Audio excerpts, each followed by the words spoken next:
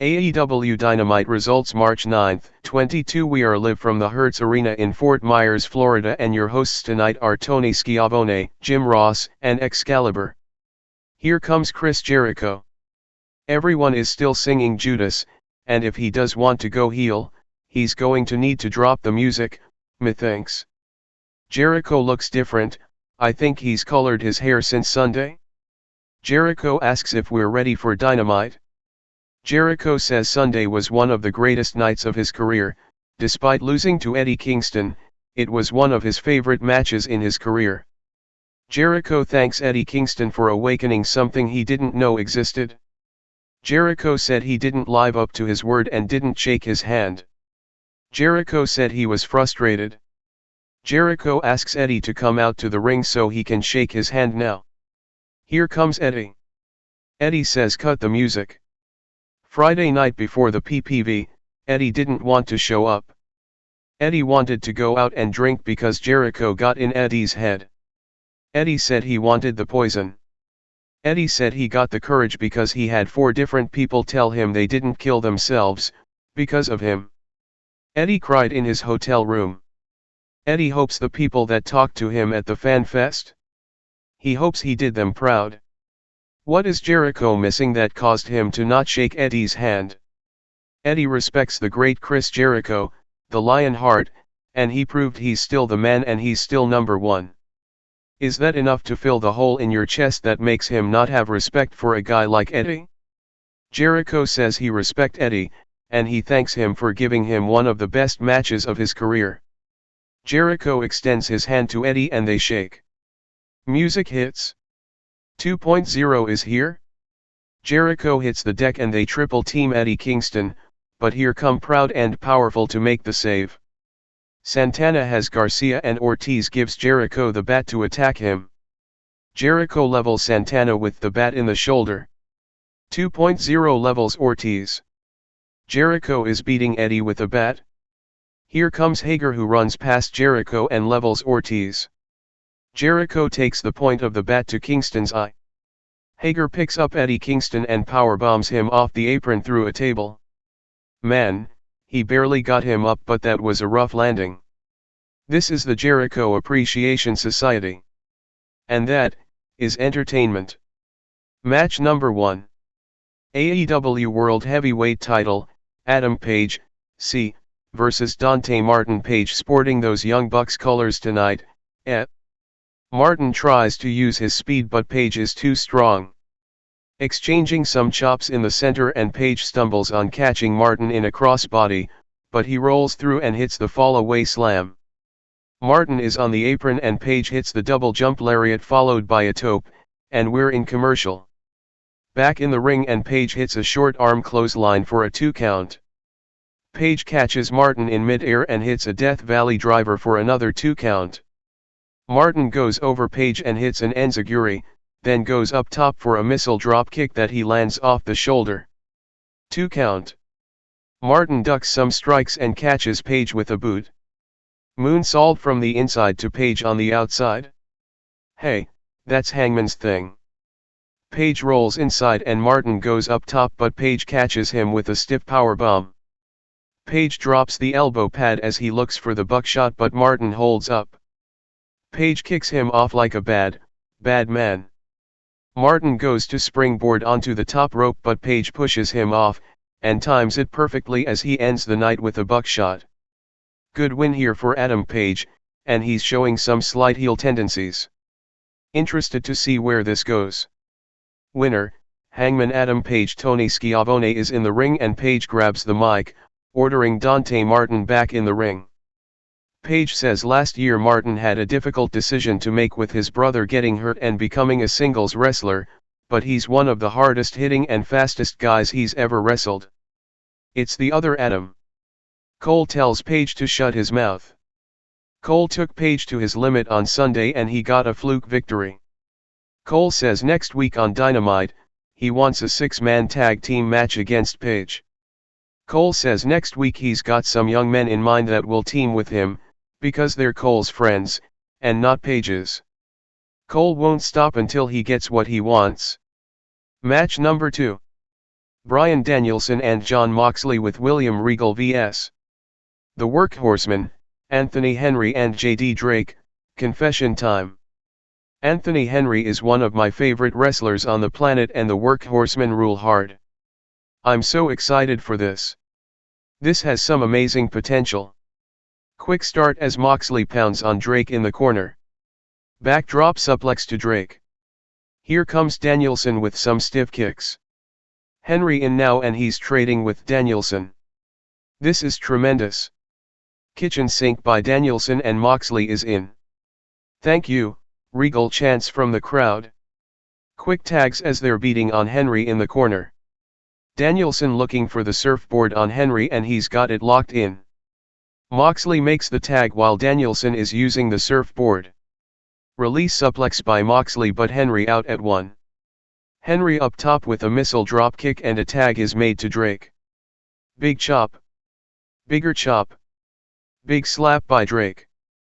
Huge lariat from Moxley. Moxley with an awkward dive outside but Danielson is in.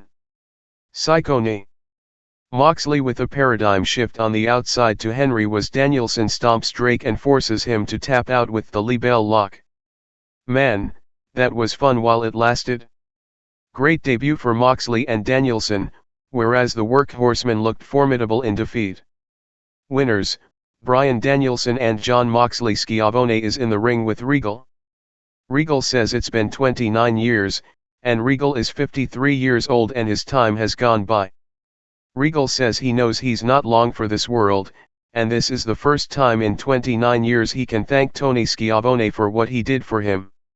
Regal said he's no longer needed in his old job, but Danielson mentioned him on Dynamite and it piqued his interest. The only reason many of you know William Regal's name is because Bryan Danielson kept his name alive for 20 years. Regal says he can save wrestlers in this generation, and that Bryan Danielson is the wrestler that William Regal should have been. Bryan Danielson is the perfect wrestler. 11 years ago Regal met Moxley, and what they put each other through would make the devil himself cry. Regal says he saw Danielson and Moxley knock the stuffing out of each other, and thought enough was enough. You either step up and fight these two men, or you get stepped on. The Dark Order is here and so is Adam Page. Page said he's sorry for shoving Alex Reynolds, and he screwed up on Sunday. Johnny wants to know who Page is choosing next week, and Page said he just ran into Jurassic Express and they wanted to get their hands on the Young Bucks so, he chose them. Yikes. That's alright, Johnny's got a beard appointment anyway. Match number 3. Pac vs Wheeler Yuta. Well, this sure is a nice surprise. I sense the Regal promo went a little long here as we're going directly into a break. Pac with the early advantage but he rolls outside and the entire Best Friends crew are here. Pac makes eye contact with Orange Cassidy as he hits a snap suplex on Yuta on the outside.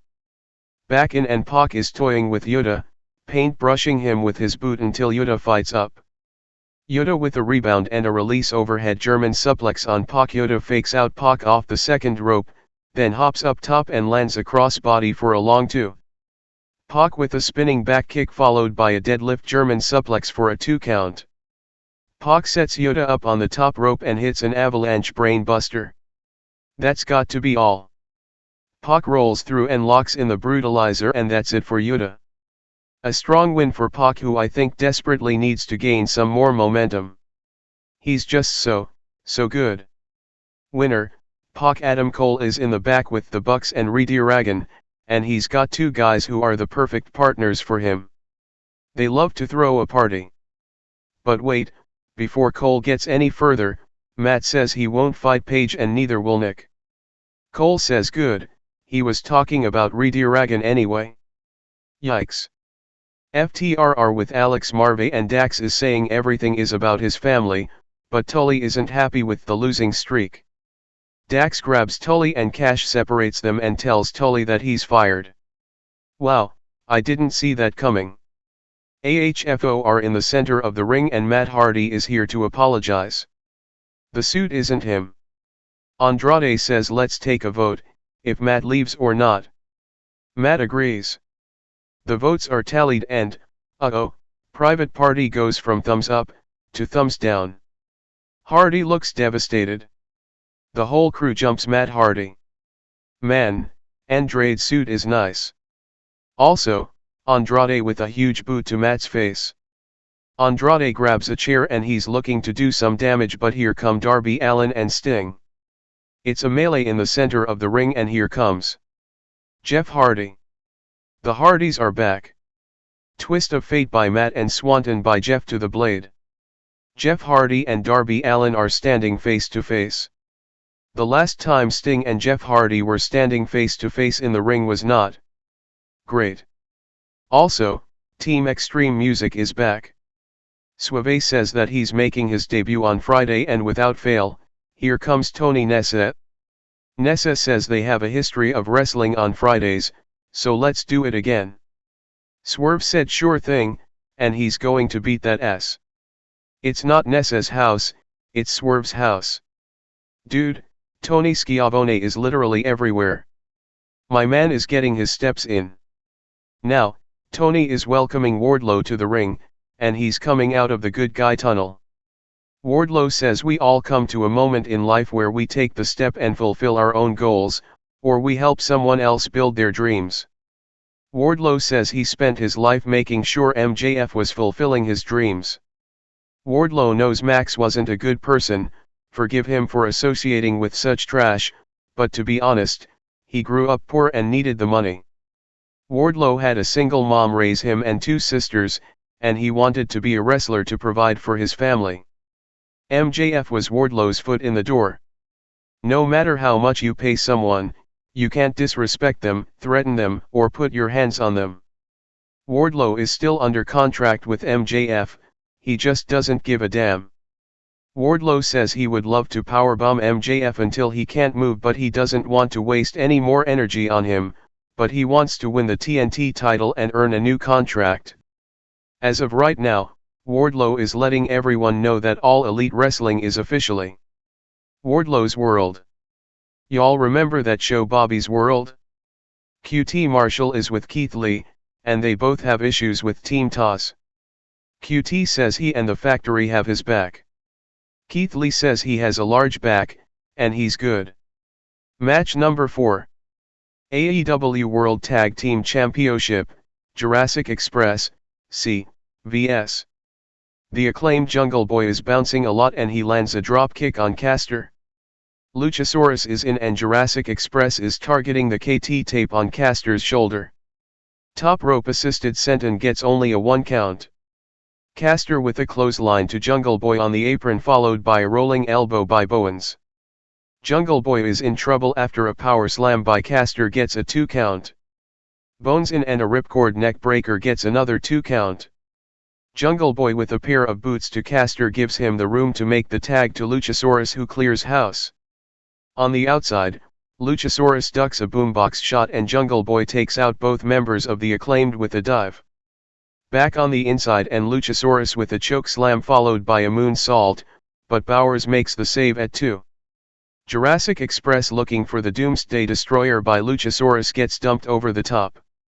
Bowens with a super kick and a mic drop by Caster. 1, 2, no. Luchasaurus with the save. On the outside, Bowers with the boombox but Luchasaurus takes it in the face. Back inside, the Acclaimed with a, "Ah hell I don't know what that was and it didn't look safe." Combination elevated powerbomb. Christian prevents Caster from cheating. That's why he's here, got it? Headbutt from Luchasaurus to Bowens and a double jump Doomsday device followed by a tail whip. 1, 2, 3. Another solid defense for Jurassic Express, but I think we need to see something new from Christian. Winners and still AEW Tag Team Champions, Jurassic Express Jade Cargill is in the back and she's a legit star. 30-0 is next, who wants the kiss of death? Match number 5. Legit Leyla Hirsch vs Thunder Rosa. They're starting fast and I still believe the show is running behind here. This is a AEW Women's World Title Eliminator match, with the winner getting a title shot versus Britt Baker next week at St. Patrick's Day Slam. Leyla Hirsch should join Team Taz immediately, just an idea. Arm drags by Rosa and a drop kick early. Corner clotheslines and Rosa isn't letting up. Rosa looking for the Fire Thunder driver early, but Hirsch rolls through and attacks the arm. Strong elbows from Hirsch and a suplex gets a 2 count. Hirsch locks up a top wrist lock, but Rosa fights out and counters with a stunner and a couple of clotheslines. Drop toe hold by Rosa followed by a drop kick to the back, and then a drop kick to a seated Hirsch. Northern Lights suplex for Rosa gets a 2 count. Diving miss clothesline in the corner by Rosa as she goes up top, but Hirsch with a soft-looking German suplex for 2. Hirsch going up top for some reason, as Rosa catches her and looks for a superplex. Nails it. Rosa follows through with a DVD into a facebuster on the knee. Sliding lariat by Rosa gets a 2 count. Hirsch rolls outside and drops Rosa's wrist on the apron. Hirsch looking for the turnbuckle under the ring, but Red Velvet is here to put a stop to that and roll Hirsch back in the ring. Fire Thunder Drivier attempt by Rosa, but Hirsch escapes and looks for a straight arm bar. Rosa fights out and gets her in position. Fire Thunder driver, and that is it. Some awkward spots here, but if you want Thunder Rosa to get the rematch in her hometown, this is how you do it. Winner, Thunder Rosa. Tony Schiavone is on the mic and he's announcing that Thunder Rosa's title shot against Britt Baker next week at St. Patrick's Day Slam will be in a steel cage. Britt Baker wants to know why Thunder Rosa didn't go to the back of the line after she lost her title opportunity. That's a fair question. Britt Baker isn't afraid of anything, but she does wonder what will happen to AEW if carny riffraff like Thunder Rosa becomes champion. Match number 6. AEW TNT Championship, Sammy Guevara, C, vs Scorpio Sky. I feel like I haven't seen Scorpio Sky wrestle in forever, and he probably shouldn't lose, but I feel like Sammy Guevara shouldn't lose the title yet either. I'm sold on this one. It's 9:50 p.m. and this match is scheduled for TV time remaining. Trading strikes early and Sammy with a drop kick that causes Sky to retreat. Sammy tosses Sky into the guardrail and he's looking for a table. Jim Ross notes that Sammy breaks the count, and it's the little things like that I really appreciate. Sky looks for a TKO, but Sammy counters with a super kick that echoed through the arena. Sky set up on the table, but Sky gets out of the way as Sammy lands a 630 senton through the table to the floor on the outside. That impact. Wow. Tay Conti runs down to ringside as it seems Doc Sampson is attending to Sammy, and Dan Lambert is screaming there are no timeouts in pro wrestling. Lambert again, making some good points here. The referee starts the count after about 120 seconds of Sammy selling on the outside, and I'm not exaggerating. Sammy is being escorted to the back with Conti and the doctor, and this is a count-out win for Scorpio Sky. Well, at least I think so. We're in picture. No. Sammy pushes help away and rolls back in the ring. Sky walks up to Sammy and Sammy spits in his face, but Sky tosses him to the outside and Sky follows. Sky grabs Sammy and rolls him back in the ring. Paige Van Zandt getting right in the face of Tay Conti. Yep, I'm here for this. Backbreaker by Sky to Sammy. And another one. Might be the best backbreaker I've seen too, expertly done. That's a third one. Chops by Sammy as he fights back, but Sammy is hurting. Triple jump springboard cutter by Sammy gets a very long 2 count. Super kick by Sammy and he's got Sky up for the GTH, nailed it. Shooting star press by Sammy and Sky got his knees up. Lambert is on the apron to distract the referee, that allows Ethan Page to get on the apron on the other side. Tay Conti grabs Page, but here is Paige Van Zandt as she levels Conti from behind and tosses her face first into the steps. Sammy is worried about Conti, but Sky is up. TKO to Sammy in the middle. 1, 2, 3. We have a new TNT champion.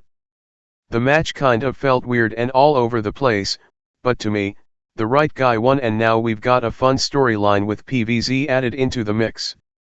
More Scorpio Sky wrestling matches are a good thing, too.